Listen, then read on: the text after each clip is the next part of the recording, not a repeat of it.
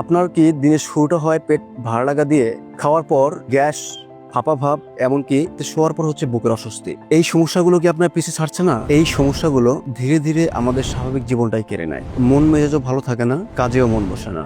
যদি সমাধানটা হয় ওষুধের উপর নির্ভরতা ছাড়াই প্রাকৃতিকভাবে ভেতর থেকে কাজ করে, তাহলে কেমন হয়? এই ভাবনা থেকে তৈরি হয়েছে এমআর ফুড সার্ভিসের অ্যাসিডিটি সলভ।